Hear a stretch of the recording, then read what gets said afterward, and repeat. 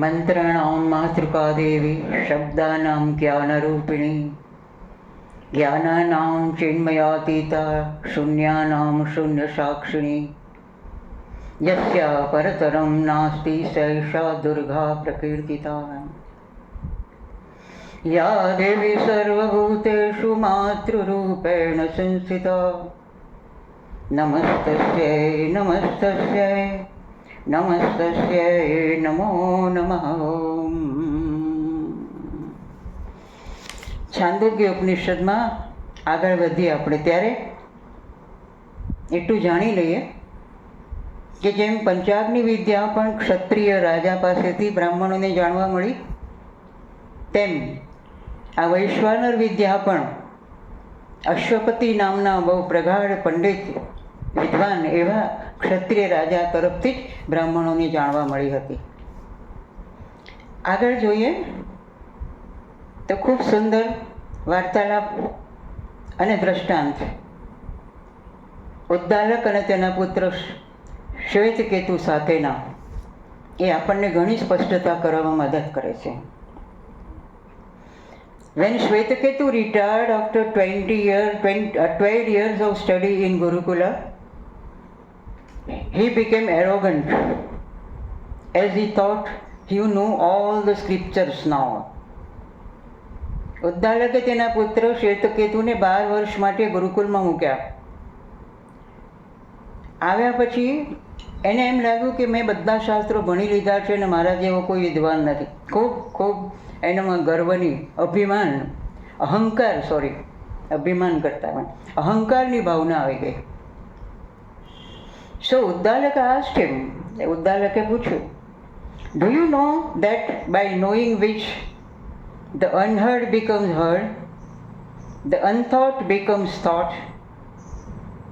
ઉદ્દાલકે પૂછ્યું કે તને એ વાતની ખબર છે, એ વસ્તુની ખબર છે કે જે જાણ્યા પછી જે સાંભળ્યું ના હોય તે સાંભળી શકાય છે, જે જોયું ના હોય તો જોઈ શકાય, જે વિચાર્યું ના હોય તો વિચારી શકાય છે. Then the son was humbled a little bit. ત્યારે શ્વેતકેતુ થોડોક નરમ પડ્યો. એને થયું કે ના, આપણામાં કંઈ ખૂટે છે એવું એને લાગ્યું. The purpose of teaching of the Upanishad is something quite different from giving a story. પણ એટલી સ્પષ્ટ વાત આપણે સમજી લઈએ કે ઉપનિષદનો હેતુ એ માત્ર વાર્તા કહેવાનો નથી. or telling you a tale of what happened once upon a time. જેમ આપણે બાળકોને રાજા રાણીની વાત કરીએ, એક જમાનામાં રાજા હતો once upon a time, એવી કોઈ સ્ટોરી સાથે ઉપનિષદને લેવા દેવા નથી. હા, એ દ્રષ્ટાંતો એટલે આપે છે કે આપણા જેવા સામાન્ય માનવીના મગજમાં કંઈક બેસે, આપણે સ્વીકારતા થઈએ. Shankaracharya emphasized again and again in his commentary, અને આ વસ્તુ આદિશંકરાચાર્યએ તેમના ભાષ્યમાં વારંવાર પુનરાવર્તિત કરી છે કે ઉપનિષદો એ કોઈ સ્ટોરી ટેલિંગ પણ નથી ને ઉપનિષદો કોઈ એવી વાત પણ નથી કરતા કે જે એક જમાનામાં આમ હતું એમ કહીને જે વાર્તાઓ કહેવામાં આવે છે તે. Rishis are not grandfathers telling a stories. ઋષિઓ કંઈ આપણા દાદા પરદાદા નહોતા કે જે ઘરમાં જેમ દાદા વાર્તાઓ કહેવા નહોતા. Only certain assumptions are made for clarity. આ બધી જે આપણને વાત કહેવામાં આવે છે તે આપણી સ્પષ્ટતા માટે કહેવામાં આવે છે. It has to be concluded later on by gradual ascent of thought through logic without missing a single link in the chain of arguments, which here is followed up in a very interesting manner by Uddalaka. Actually એનો ઉપસંહાર કઈ રીતે થવો જોઈએ? By gradual ascent of thought, ધીમે ધીમે આપણા વિચારોનું ઉદ્ધીકરણ થવું જોઈએ. થ્રુ લોજિક, તર્ક, રિઝનિંગની પણ જરૂર છે.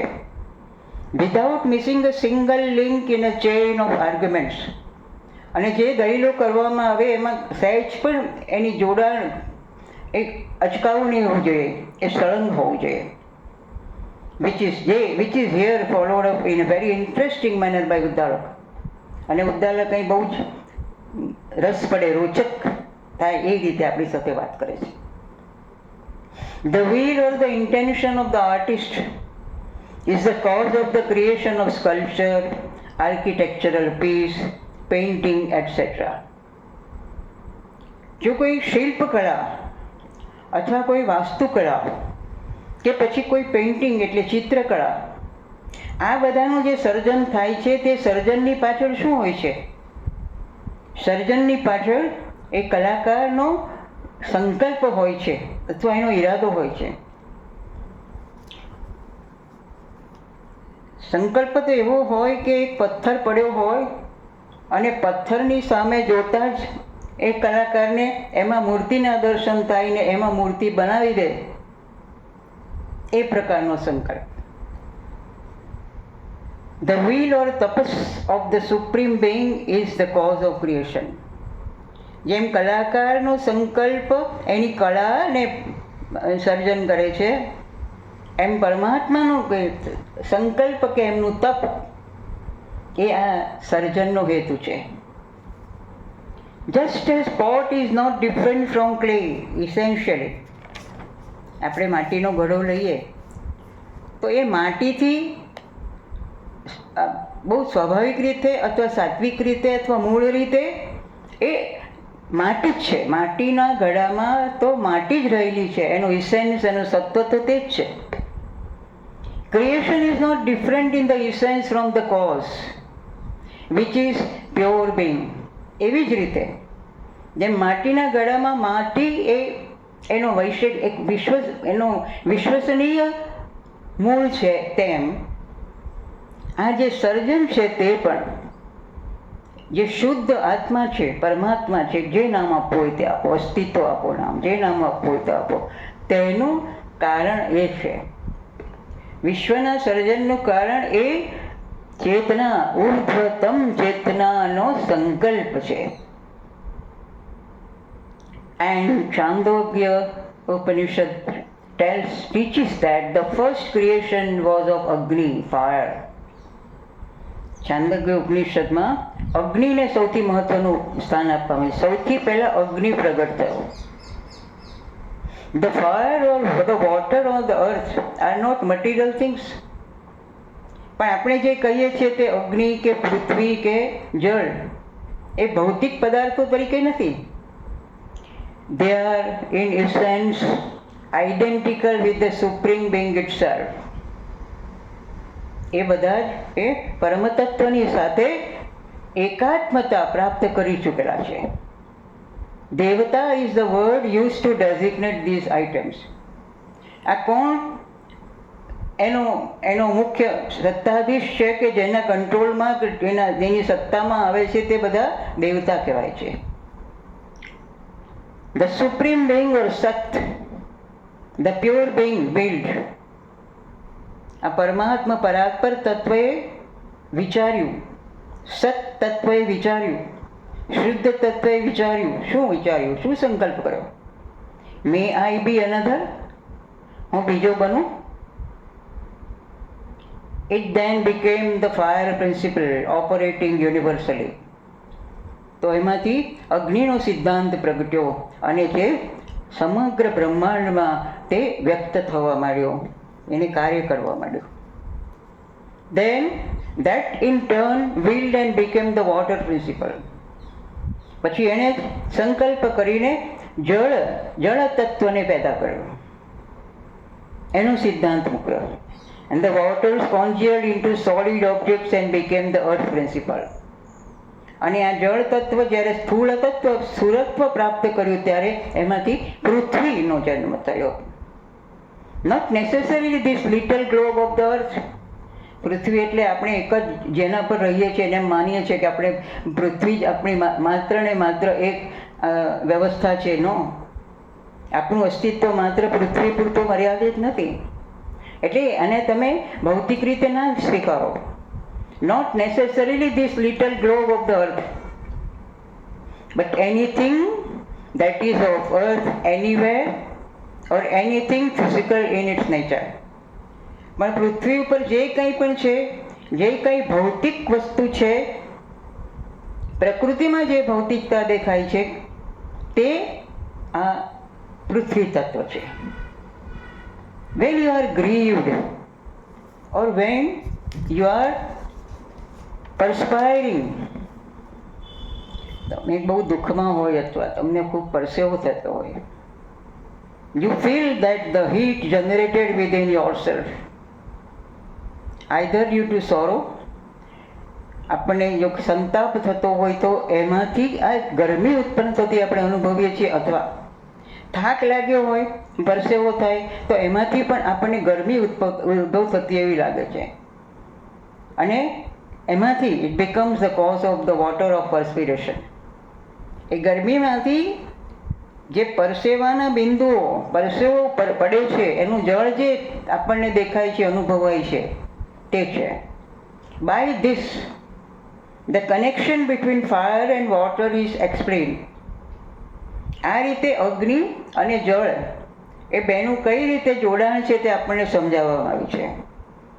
ફ્રોમ વોટર કમ્સ અર્થ, જળમાંથી પૃથ્વી. વોટર પ્રોડ્યુસ્ડ ફૂડ, અન્ન. વિચાર કરો, વૃક્ષને પાણી ના મળે તો શું થાય? વૃક્ષને પાણી મળે છે, જળ તત્વ એને મદદ કરે છે, તો એમાંથી તો આપણને ફૂડ અથવા અન્ન મળે છે. In the language of Upanishad, food means matter. Food એટલે સ્થૂળ પદાર્થ. ઉપનિષદની ભાષામાં ફૂડ, અન્ન એટલે માત્ર આપણે ભોજન કરીએ છીએ તે નહીં, કોઈ સ્થૂળ પદાર્થ. Anything that is external to consciousness is food. ચેતનાની બહારની જે પણ કઈ વસ્તુ છે તેને આપણે અન્ન કહીએ છીએ. That is food which comes out of the condensation of water principle. જળ તત્વનો સિદ્ધાંત એ ધીમે ધીમે ધીમે જ્યારે સ્થૂળતાને ગ્રહણ કરે ત્યારે તેમાંથી આપણને અન્ન પ્રાપ્ત થાય છે. Now, the elements of fire, water and earth are subtle elements and the pure principles of creation. એનો અર્થ એ થયો કે સર્જનના જે શુદ્ધતમ એવા સિદ્ધાંતો છે એમાં કોનો સમાવેશ થાય છે? આ ત્રણ સૂક્ષ્મ તત્વો છે તેનો સમાવેશ થાય છે. એ છે અગ્નિ, જળ અને પૃથ્વી. They are not the physical fire, water and earth. આપણે એવું ના સમજીએ કે આ ભૌતિક અગ્નિ છે કે ભૌતિક જળ છે કે આપણને જે દેખાય છે તે પૃથ્વી છે. બટ તન્માત્રા which are mixed or blended in certain preparations. પણ એની સાથે એની તૈયારીમાં તન્માત્રાઓનો પણ સમાવેશ થાય છે. તન્માત્રાઓ તેની સાથે જોડાય છે. ઉપનિષદમાં વારંવાર આ જે રીતનું અને તમે એનાથી પણ વધારે શુદ્ધ રીતે જાણવું હોય તો દેવી ગીતામાં આ કેવી રીતે પંચીકરણ થાય છે એની અદ્ભુત વાત કહેવામાં આવી છે. અને મેં મારા પુસ્તક જે પ્રવીણ પ્રકાશને પ્રદર્શિત કર્યું છે એ યોગીની અવધૂતિની ડાયરી તરીકે, એમાં મેં આ પંચીકરણનું બહુ વિશુદ્ધ એવું વર્ણન પરમાત્માની કૃપાથી મૂક્યું છે. ઇટ ઇઝ કોલ્ડ પરમ તત્વ પંચીકરણ. Where a particular element contains half of itself. આ જે ત્રિવિકરણ છે એમાં જે એક એલિમેન્ટ લઈએ, એક તત્વ લઈએ તો તે અડધું હોય, 50% હોય, and 1/4 of the other two. અને મેં બીજા બંનેના 1/4 ભાગ મળતા હોય છે. All the variety in this world, જે પણ વૈવિધ્ય આપણને આ જગતમાં દેખાય છે તે is an expression of this 3 elements. એ ફક્ત આ 3 તત્વોનું જે રીતે પંચીકરણ થયું છે ને જે રીતે તે અસ્તિત્વમાં આવે છે, માત્ર ને માત્ર તેમની જ અભિવ્યક્તિ છે. હવે આ સમજાઈ જાય તો ભલભલાની અભિવ્યક્તિઓ પણ આપણને કોઈ અસર કરી શકે નહીં. સર્જકો એમ માને છે કે હું સર્જન કરું છું, કોઈ મૌલિક નથી સાહેબ. ઋષિમુનિએ કહેતા કે આ અમે જાણ્યું, મીન્સ કોઈકના દ્વારા જાણ્યું, એટલા વિનમ્ર હતા. એકચ્યુઅલી એમને તો મળી ગયું હતું, પ્રાપ્ત હતું છતાંય. તો there are only 3 colors, there is substance is only. 3 જ કલર છે મુખ્ય. રાતો પીળો ને વાદળી, એમાંથી જ બીજા બધા રંગોનું મિશ્રણ થાય છે. અને 3 જ સત્વો છે, 3 જ તત્વો છે. The organic bodies also have originated on account of the mixture of these 3 elements. આજે આપણને સેન્દ્રિય તત્વો દેખાય છે, શરીર દેખાય છે, તે બધા પણ આ 3 તત્વોના જ મિલનથી બનેલા છે. આટલી સ્પષ્ટતા કરી લઈએ અને યાદ રાખી લઈએ તો પછી કદાચ આગળ સમજવામાં આપણને મદદરૂપ થાય. 3 તત્વો: અગ્નિ, જળ ને પૃથ્વી. The plant, the tree, the vegetables, etc. are called ઉદ્ભિજ. 4 પ્રકારની આ પ્રકૃતિનું વર્ણન ગીતામાં પણ છે. જે આપણને પ્લાન્ટ દેખાય છે, વૃક્ષો, પાંદડા દેખાય છે, વૃક્ષ દેખાય છે, અસ્તિત્વ છે, વનસ્પતિનું અસ્તિત્વ, જે વેજીટેબલ કિંગડમ જેને કહીએ એ દેખાય છે. તે બધા કોણ છે? ઉદ્ભિજ. The vegetable kingdom which sprout from the earth, જે પૃથ્વી ઉપરથી ફૂટી નીકળે છે. Egg-born beings were called અંડજ. ઈંડામાંથી જન્મે છે તેમને અંડજ કહેવામાં આવે છે. પૂજ્ય માતાજી પોંડિચેરીના એ કહેતા કે જેમ ઈંડું તૈયાર થઈ જાય અને કઈ ઘડીએ તે ફૂટે, આપણે સૂઈ જઈએ તો કઈ ઘડીએ સૂઈ જઈએ છીએ, આ જે ક્ષણ છે તે જ ક્ષણ તમારા આત્મજ્ઞાનને માટે ખૂબ મદદરૂપ થઈ શકે. That is the time. Egg-born things are અંડજ. ઈંડામાંથી જન્મે તે અંડજ. Beings coming out of the womb of the mother are called જરાયુજ. માતાના ગર્ભમાંથી જે જન્મે છે, દાખલા તરીકે ગાય, ભેંસ, આપણે બધા મનુષ્યો, એને જરાયુજ કહેવાય અથવા જીવજ કહેવાય. And those coming out of the dirt, dust, sweat, etc. are called સ્વેદજ. જે પરસેવામાંથી જન્મે છે, ધૂળ છે કે પછી પરસેવો છે, એમાંથી કેટલાક જીવજંતુઓ, દાખલા તરીકે માકડ વગેરે છે, એ પરસેવામાંથી ઉત્પન્ન થાય છે. They are different from one another. એ એકબીજાથી જુદા કેમ છે? આ 4 છે તો એકબીજાથી જુદા કેમ છે? કારણ કે they are different from one another on account of the different intensity of consciousness present there. એ જુદા એટલા માટે છે કે એમનામાં જે ચેતના રહેલી છે તે ચેતનાની ગહનતા જેટલા પ્રમાણમાં હોય છે, જેટલા અંશમાં હોય છે, એ પ્રકારના એ દેખાય છે અથવા એ પ્રકારના એ બને છે. સાંદીપની મુનિએ ભગવાન કૃષ્ણને એના શિષ્ય તરીકે આ જ્ઞાન આપ્યું હતું કે કેટલાક અંશ લઈને જન્મેલા છે. કોઈ 5 અંશ, 10 અંશ, 12 અંશ, 16 અંશ, એમ અલગ અલગ.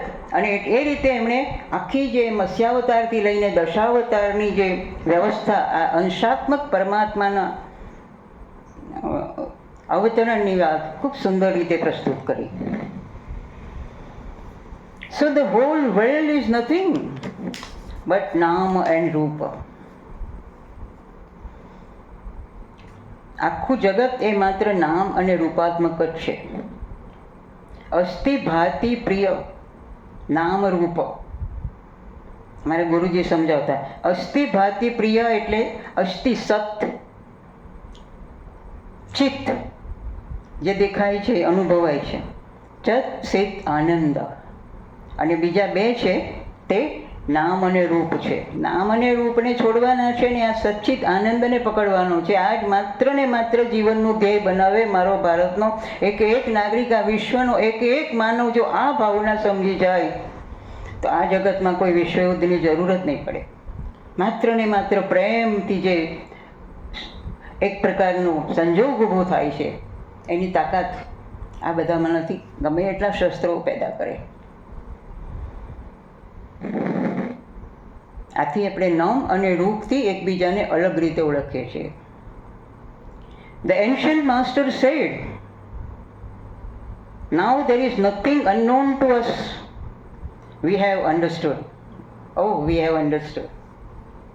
આપણા પુરાતન ઋષિમુનિઓ મહાત્માઓ કહેતા કે હવે અમારાથી કશું અજાણ્યું નથી, અમે બધું રહસ્ય શોધી કાઢ્યું છે. ઓહ, વી હેવ અન્ડરસ્ટુડ, અમે સમજી ગયા. So if one thing is known, everything is known. ઉદ્દાલકના વાક્યનું સમર્થન.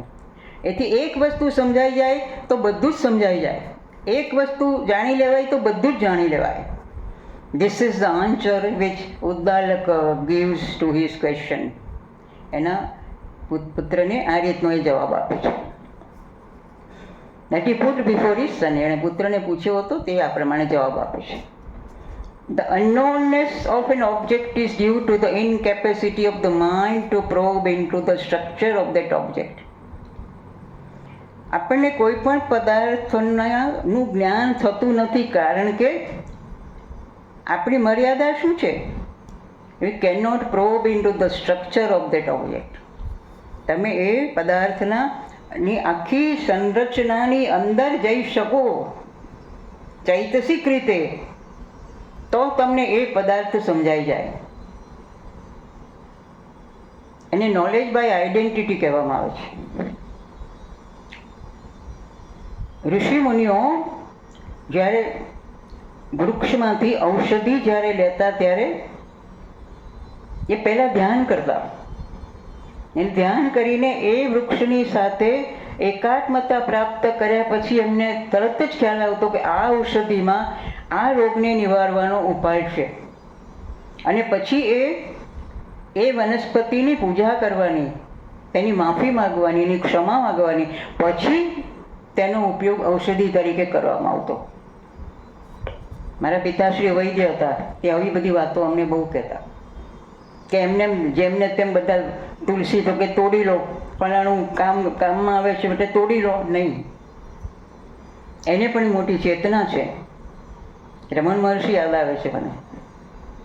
એક બેન રમણ મહર્ષિ પાસે ગયા અને કહે છે કે બાબા, મારો પુત્ર બહુ બીમાર હતો એટલે મેં બાધા માની હતી કે હું તમને 1,00,000 બિલ્વપત્ર ચડાવું તમને. એટલે એમનું શિવલિંગ હતું ત્યાં. 1,00,000 બિલ્વપત્ર ચડાવો. રમણ મહર્ષિ કહે છે એવું કામ કર બેન, પહેલાં તારા શરીર ઉપર એટલા ચીમટા ભર, પછી વિચાર કે આ બિલ્વપત્ર ચડાવવા કે નહીં. કેટલી બધી વનસ્પતિની સાથેની એકાત્મતા. The unknownness of the object is due to the incapacity of the mind. આપણા મનમાં એ તાકાત નથી, એ ક્ષમતા નથી, સામર્થ્ય નથી કે આપણે એ વસ્તુને અંતરતમ રીતે જોઈ શકીએ. So as the ultimate analysis, we must know the basic substance of everything. કઈ વસ્તુ શેમાંથી બનેલી છે એનું મૂળ તત્વ કે સત્વ જાણી લેવું ખૂબ જરૂરી છે. And not be carried away by the formation of that substance. પછી એ માટીનો ઘડો બને કે એ માટીના બીજા કોઈ સાધનો બને એની સાથે ખાસ નિસ્બત નથી. મૂળ તત્વ કે સત્વ સમજાઈ જાય. Everything is a complex of this threefold meditation. ટૂંકમાં આ 3 પ્રકારના ધ્યાનમાં આખું એક કોમ્પ્લેક્સ છે. એટલી બધી સ્પષ્ટતા નથી, સંકીર્ણતા છે એમાં, છતાંય ઇટ ઇઝ અ કોમ્પ્લેક્સ. આ ત્રણેયનું સંમિશ્રણ છે. શું? દરેક વસ્તુ આ ત્રણેયનું સંમિશ્રણ છે. ફાયર, વોટર, અર્થ. અગ્નિ, જળ, પૃથ્વી. હવે 3 પ્રકારની પ્રકૃતિની વાત કરે છે, નેચરની વાત કરે છે. Some part of the food that we eat is thrown out as excreta, as unwanted material, which cannot be absorbed. આપણે જે જમીએ છીએ, ભોજન લઈએ છીએ, તેમાંનો કેટલોક પાર્ટ એવો હોય છે કે જે પચાવી શકાતો નથી. આથી એ ઉત્સર્ગ ક્રિયાના માર્ગ દ્વારા એ બહાર નીકળી જાય છે, કારણ કે એ એબ્સોર્બ થતો નથી. The flash is the body. જે ફ્લેશ જે છે આપણા શરીરમાં જે માંસ દેખાય છે, જેને આપણે મોહિત થઈને અતિ પ્રેમમાં ક્યાંક આપઘાત પણ કરી બેસીએ છીએ, કારણ કે મોહ છે, પ્રેમ પણ નથી. પ્રેમ શબ્દ મેં ખોટો વાપર્યો, મોહ છે. The flesh in the body is due to the entry of the middling quality of the food stuff. હવે આ જે અન્ન લીધું તેમાંનો પહેલો ભાગ તો આપણે જોયું કે એબ્સોર્બ નથી કરી શકાતો. બીજો ભાગ છે અન્નનો, જે બીજો ભાગ છે તે એમાંથી શરીરનું માંસ બને છે, flash. But the highly subtle form, પણ એનું સર્વોચ્ચ એવું સૂક્ષ્મ તત્વ છે જે અન્ન આપણે લઈએ છીએ તેનું સૂક્ષ્મ તત્વ છે તે that is produced influences the mind itself. જેનું સટલ ફોર્મ જે આંદોલન પેદા કરે છે, સૂક્ષ્મ તત્વ પેદા કરે છે, એ અન્નનો ત્રીજો ભાગ એ મનને અસર કરે છે. So your capacity of thinking, the way of thinking is very much influenced by the food that we take. આથી તમારી વિચારની શક્તિ કે પછી કોઈ પણ પ્રકારના વ્યવહારની આ બધી જ કોનાથી ઇન્ફ્લુઅન્સ થાય છે, કોની અસરમાં આવે છે? એ અન્નની અસરમાં આવે છે. અને એટલા માટે તો ભગવાનને લાલચ આપવા માટે તો કૃષ્ણ ભગવાન જ્યાં હસ્તિનાપુર આવતા તો આખે રસ્તે દુર્યોધને એવી સુંદર રચનાઓ કરી, એવી સુંદર કેબિન્સ બનાવી, બધી વ્યવસ્થા, આતિથ્ય આવ્યા એમને ત્યાં ભોજન માટેનો આગ્રહ કર્યો તે કે હું તમારો નથી મિત્ર કે નથી આમંત્રણ, તમે મને આમંત્રણ નથી આપ્યું, હું આવ્યો છું, એટલે હું તો મારું ભોજન વિદુરને ત્યાં જ કરીશ. ને વિદુરની સૂકી ભાજી, વિદુરની પત્નીના સ્નેહથી બનાવેલું અન્ન એમણે ગ્રહણ કર્યું. અન્નમાં એ તાકાત છે. અને એટલા માટે આજના પાણીપુરી ખાનારાઓ લોકોને માટે જંક ફૂડ ખાનારાઓ માટે એક સાવધાની વર્તવા જેવી છે કે જેણે બનાવેલું અન્ન તે પ્રમાણે તમને ઓડકાર આવશે. એકચ્યુઅલી વસ્તુતઃ તે છે કે આપણા અંદરથી, આપણા ભીતરમાંથી એક સતત એક પ્રવાહ વહેતો રહે છે. વાઘ એ મનુષ્ય દૂર છે તો પણ એને સૂંઘી શકે છે, એને ખબર પડે છે કે આ અહીં છે. મનુષ્યને વાઘની બને ત્યાં સુધી ખબર નથી પડતી, સિવાય કે બહુ નજીકમાં આવે. હિંગની ડબ્બી ખુલ્લી હોય તો આપણને ખબર પડે છે કે હિંગ છે, પણ સાકરનો ડબ્બો ઢાંકણા વગરનો હોય તો આપણને નથી ખબર પડતી, કીડી મંકોડ આવી જાય છે. એમ એક પદાર્થ વિશ્વમાં જે પણ કંઈ દેખાય છે તે બધામાંથી એક આંતર પ્રવાહ નીકળે છે જેને ઓજસ કહેવાય, મેગ્નેટિક ફ્લુઇડ. આ મેગ્નેટિક ફ્લુઇડ એ એટલું બધું વપરાઈ જાય છે કે જો આપણે સરખી ઊંઘ ના લઈએ અથવા એને એક્સ્ટ્રા ઇફેક્ટ આપવા માટે ધ્યાન વગેરે કોઈ પ્રક્રિયા ના કરીએ તો એ ખૂબ ક્ષીણ થઈ જાય છે અને આપણે થાક અનુભવીએ છીએ, નિરાશા અનુભવીએ છીએ. અને આશ્ચર્યની વાત છે કે 3 ઠેકાણેથી, 3 આપણા શરીરના સ્થાનોમાંથી આ જે મેગ્નેટિક ફ્લુઇડ છે ખૂબ વિશેષ પ્રમાણમાં એ રેડિયેટ થાય છે, એ વિસ્તરે છે. શું? એક આંખ. એટલે ઋષિમુનિઓ કેટલીક વાર આંખથી દીક્ષા આપતા. બીજું છે પગના તળિયા. પગના તળિયામાંથી પણ આ જ એનિમલ ફ્લુઇડ એ વહે છે. અને ત્રીજું છે એ આપણા હથેળી અને આંગળીઓ.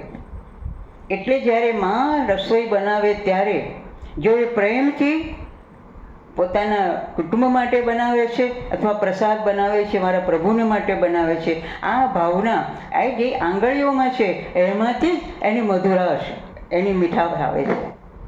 પ્રસાદની મીઠાશ એમને એમ નથી આવતી, કારણ કે કોને માટે બને છે? પરમાત્મા માટે બને છે. એટલે આપણી જે એનિમલ, આપણું જે ફ્લુઇડ છે એ ફ્લુઇડ આપણા બધામાંથી જ વહે છે. અને એટલે સાવધાન રહેવાની જરૂર છે. જંગલમાં કેટલાક વૃક્ષોમાંથી એક નેગેટિવ ફ્લુઇડ વહેતું હોય છે કે જે ઝેરી હોય છે, આપણને મારી પણ શકે છે. અને કેટલાક એવા છે કે જે આપણને વધુ ઉચ્ચતર જીવન તરફ પણ લઈ જઈ શકે છે. સોરી ફોર ડિસ્ટ્રક્શન, પણ યાદ આવ્યું એટલે કહ્યું.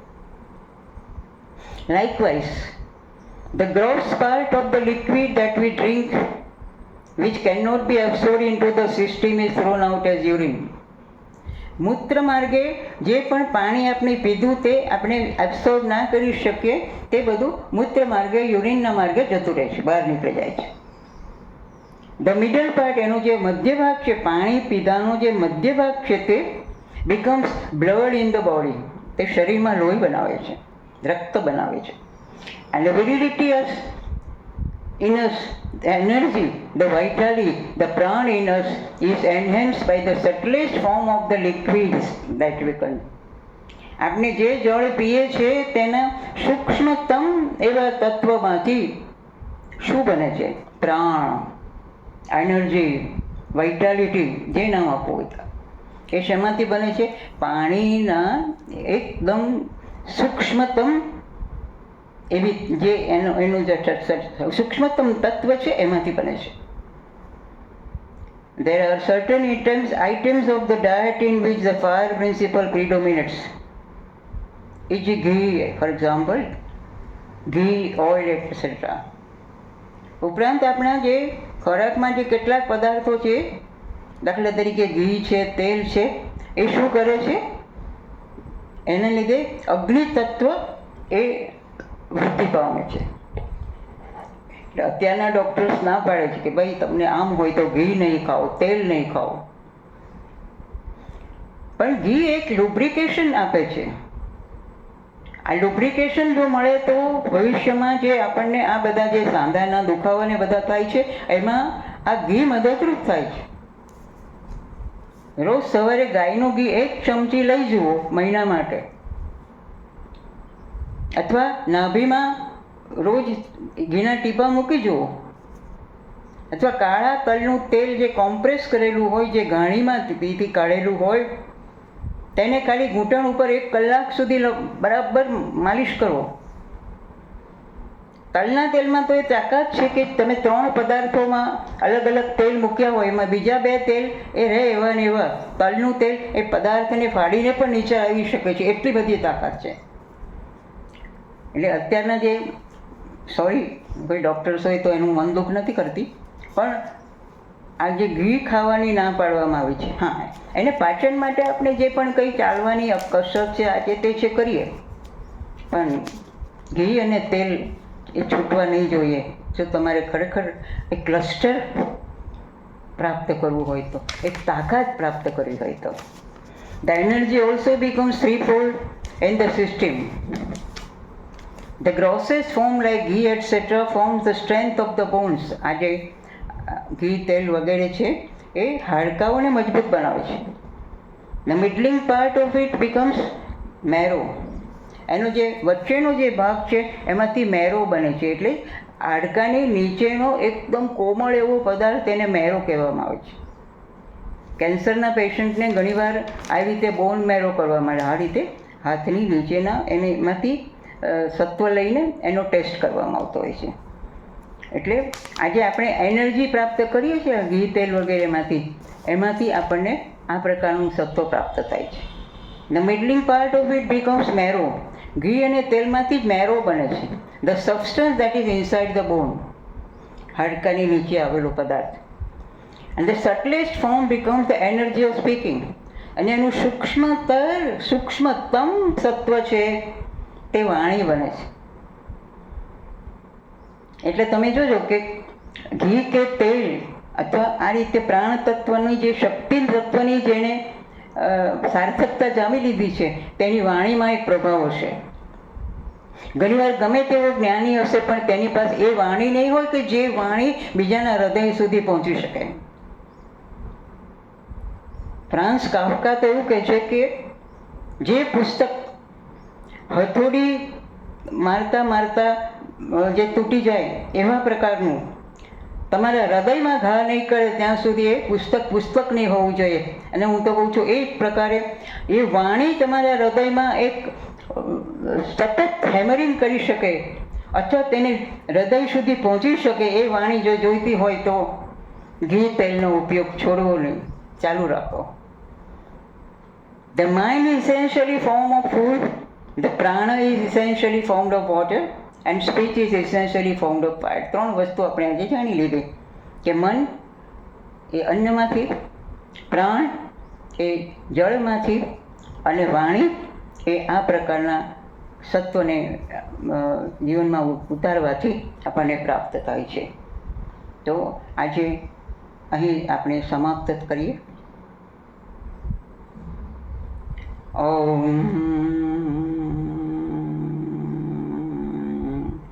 યસ્યા સ્વરૂપમ બ્રહ્માંડયો ન જાનંતિ તસ્યાદુચ્યતે અજ્ઞેયા યસ્યા અંતો ન લભ્યતે તસ્માદ ઉચ્યતે અજા એકૈવ સર્વત્ર વર્તતે તસ્માદુચ્યતે એકા યસ્યા અંતો ન લભ્યતે તસ્માદુચ્યતે અનંતા યસ્યા લક્ષ્યમ નોપલક્ષ્યતે તસ્માદુચ્યતે લક્ષ્યા યસ્યા જનનમ નો લોપલ્યતે તસ્માદુચ્યતે અજા એકૈવ સર્વત્ર વર્તતે તસ્માદુચ્યતે એકા એકૈવ વિશ્વરૂપિણી તસ્માદુચ્યતે અનેકા અતએવ ઉચ્યતે અજ્ઞેયા અનંતા અલક્ષ્યા અજા એકા અનંતા ઇતિ. નવરાત્રિના પર્વોમાં મા ભગવતી પોતાનું વર્ણન કરે છે અથર્વવેદમાં. તે હમણાં હું મંત્ર બોલી તે કે અદ્ભુત મંત્ર છે. આ મંત્ર આટલું જ આપણે બીજું બધું ચંડીપાઠ વગેરે તો કરીએ જ છીએ, પણ આ મંત્ર જો તમારો ફ્લેશ એન્ડ બ્લડ થઈ જાય ને તો માં ભગવતી તમારા એક એક કોષમાં કાર્ય કરતી થઈ જાય એટલી મને શ્રદ્ધા છે. અસ્તુ, આભાર.